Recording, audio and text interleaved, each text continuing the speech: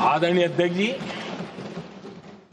हमारा संविधान हमें भेदभाव करने का अधिकार नहीं देता है।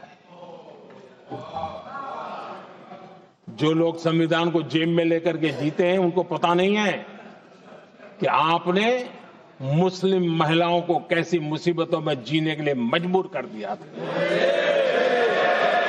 हमने ट्रिपल तलाक का खात्मा कर करके संविधान की भावना के अनुरूप मुस्लिम बेटियों को हक देने का काम किया है, समानता का अधिकार दिया है।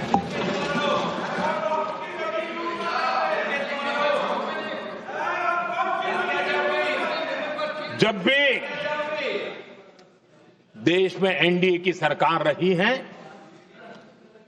हमने एक लंबे विजन के साथ काम किया है। पता नहीं देश को बांटने के लिए किस किस प्रकार की भाषाओं का प्रयोग किया जा रहा है। हताशा, निराशा पता नहीं उनको कहां तक ले जाएगी, लेकिन हमारी सोच कैसी है, एनडीए के साथी मिलकर के किस दिशा में सोचते हैं। हमारे लिए जो पीछे है, जो आखिरी है, और महात्मा गांधी जी ने जो कहा था, उसकी तरफ हमारा ध्यान ज्यादा है। और उसी का परिणाम है कि अगर हम मंत्रालयों की रचना करते हैं, तो भी मंत्रालय कौन सा बनाते हैं? पूर्वोत्तर के लिए अलग मंत्रालय बनाते हैं।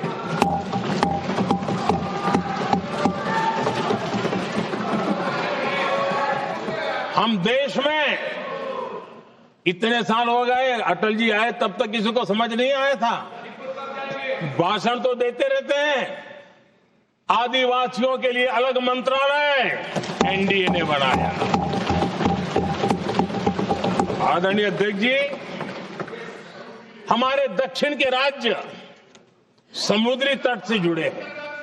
हमारे पूर्व के कई राज्य समुद्री तट से जुड़े हैं।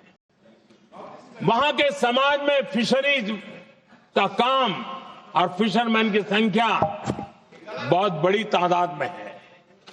उनका भी ख्याल रखना चाहिए। और जमीन के भीतर के छोटे पानी के जो इलाके रहते हैं, वहां भी फिशरमैन के रूप में काम करने वाले समाज के आखिरी तबके के लोग हैं। ये हमारी सरकार है जिन्हें फिशरीज के लिए अलग मंत्रालय बनाया।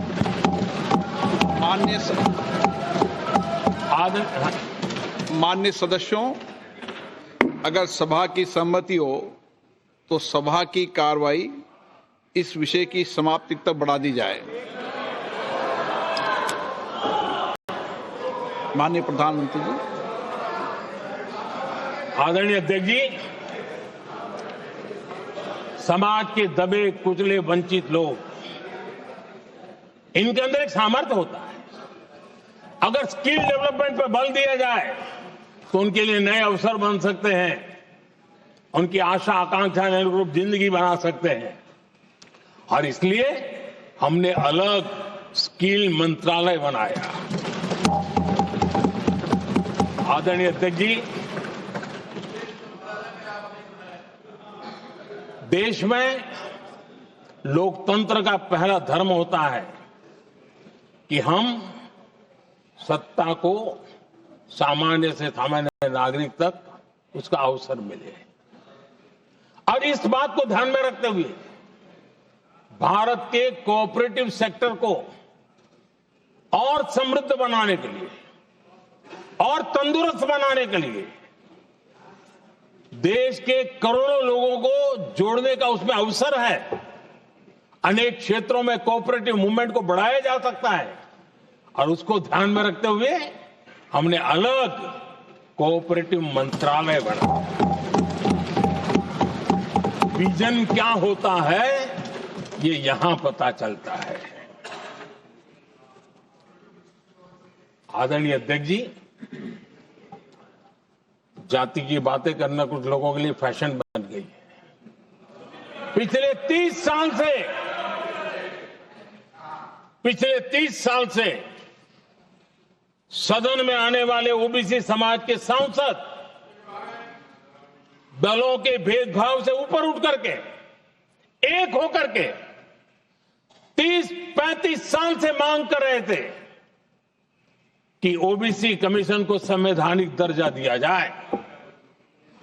जिन लोगों को आज जातिवाद में मलाई दिखती है, उनको उस समय ओबीसी समाज की याद नहीं आई।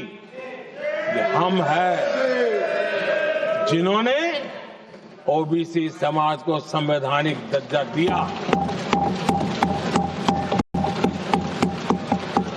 पिछड़ा वर्ग आयोग आज संवैधानिक व्यवस्था में जो है।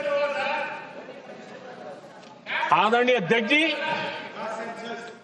हर सेक्टर में एससी, एसटी, ओबीसी को ज्यादा से ज्यादा अवसर मिले, उस दिशा में हमने बहुत मजबूती के साथ काम किया है। मैं आज इस सदन के माध्यम से देशवासियों को उनके सामने एक अहम सवाल रखना चाहता हूं। और अध्यक्ष महोदय, जरूर देशवासी मेरे इस सवाल पर चिंतन भी करेंगे और चौराहे पर चर्चा भी करेंगे। कोई मुझे बताए, क्या एक ही समय में संसद में एससी वर्ग के एक ही परिवार के 3 सांसद कभी हुए हैं क्या? एससी वर्ग के एक ही परिवार के 3 सांसद कभी भी हुए क्या?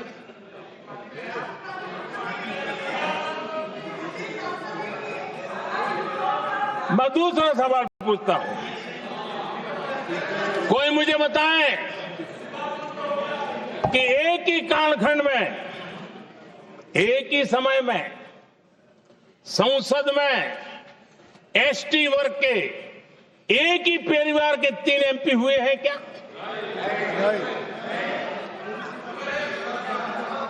आदरणीय अध्यक्ष जी, कुछ लोगों की वाणी और व्यवहार में कितना फर्क होता है, मेरे एक सवाल के जवाब में मिलता।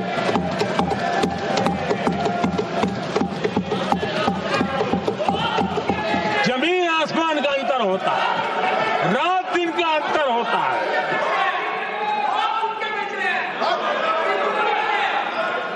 आदरणीय अध्यक्ष जी, हम एससी एसटी समाज को कैसे सशक्त कर रहे हैं? आदरणीय अध्यक्ष जी, समाज में तनाव पैदा किए बिना एकता की भावना को बरकरार रखते हुए समाज के वंचितों का कल्याण कैसे किया जाता है, इसका मैं एक उदाहरण देता हूं।